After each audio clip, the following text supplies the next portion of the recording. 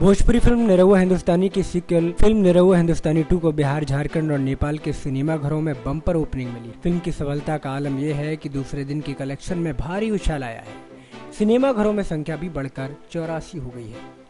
Bhojpuri cinema की jubilee star Dinesh Lal Yadav Nirahua, lucky girl Amrapali Dubey और नवोदित अदाकारा संचिता बनर्जी के अभिनय से सजी इस फिल्म को देखने के लिए सिनेमाघरों में दर्शकों की काफी भीड़ उमड़ पड़ी है।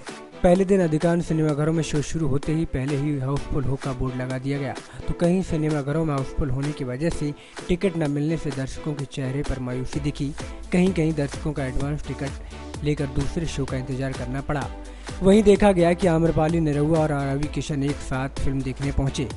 निरहुआ हिंदुस्तानी 2 से संचिता बनर्जी भोजपुरी फिल्म जगत में कदम रख रही हैं। इस फिल्म के ट्रेलर और गाना सिने प्रेमियों के बीच पहले से हिट हो गया है। राहुल खान प्रोडक्शन के बैनर तले बनी इस फिल्म में निरहुआ हिंदुस्तानी 2 शुरू से ही चर्चा में बनी हुई थी। अब देखना ये होगा कि ये फिल्म भोजपुरी बॉक्स ऑफिस पर कितने कीर्तिमान स्थापित करती है। नेक्स्ट न्यूज़ के लिए अनुज मिश्रा की report. Subscribe now to receive new updates, reviews and news.